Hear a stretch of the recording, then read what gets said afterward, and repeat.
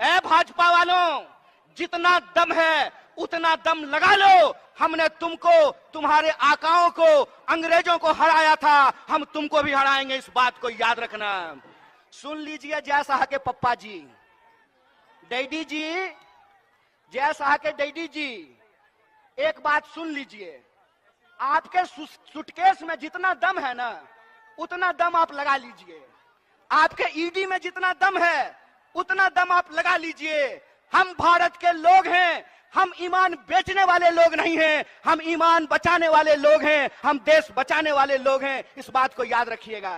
कहते हैं ना कि जब किसी इंसान को सत्ता मिलती है तो अहंकार सर चिढ़ करके बोलता है, और जब किसी का अहंकार सर चढ़ कर बोलता है तो ये जनता है, ये आप लोग हैं जो अपने वोट की ताकत से लोगों को कुर्सी पे बिठाते भी हैं और कान पकड़ करके कुर्सी से नीचे भी उतारते हैं। यह बात आपको याद रखना पड़ेगा। इसीलिए मैं अपने गरीब भाई बहनों से कहना चाहता हूं, ए भाइयों और बहनों, एक बात याद रखिएगा, बिन हवा न पत्ता हिलता है, बिन लड़े न कुछ भी मिलता है। इसलिए हमको अपने हक और अधिकार के लिए लड़ना पड़ेगा। बोलिए, आप अपने हक और अधिकार के लिए लड़ने के लिए तैयार हैं कि नहीं है?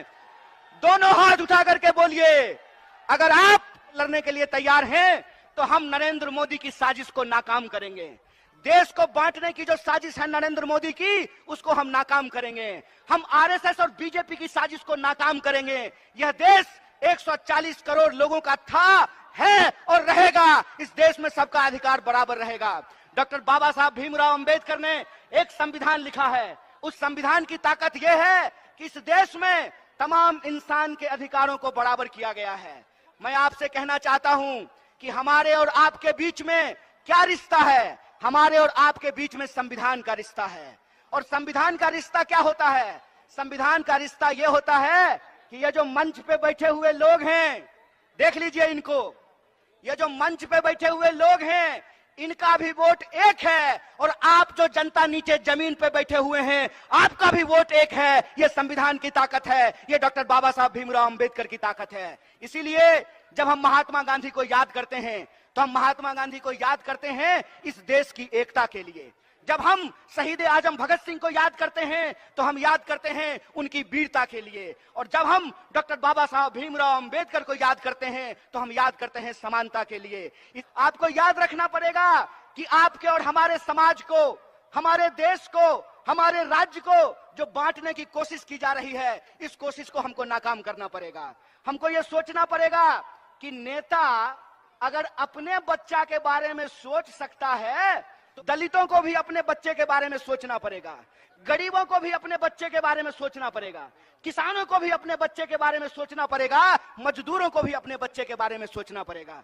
आपको सोचना पड़ेगा कि इस देश के भीतर आज जो नीतियां लाई जा रही है, उन नीतियों के चलते एक एक करके हमसे हमारा हक और अधिकार छीना जा रहा है, सारा संसाधन छीना जा रहा है। आप एक बात पर विचार करके बताइए कि इस देश के भीतर बीसीसीआई का सेक्रेटरी बनेगा गृह मंत्री का बेटा है।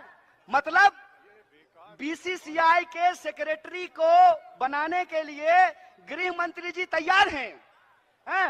गृह मंत्री के बेटा को मिलेगा बीसीसीआई का सेक्रेटरी और आम लोगों के बच्चों को मिलेगा 4 साल की ठेके वाली नौकरी। तो हम कहना चाहते हैं कि यह जो ठेके वाली नौकरी है, इसको बंद करना पड़ेगा। अगर इस देश में मंत्री बनेंगे 5 साल के लिए, प्रधानमंत्री बनेंगे 5 साल के लिए, तो मैं पूछना चाहता हूं कि गरीबों का बच्चा, आदिवासियों का बच्चा क्यों नौकरी करेगा 4 साल के लिए?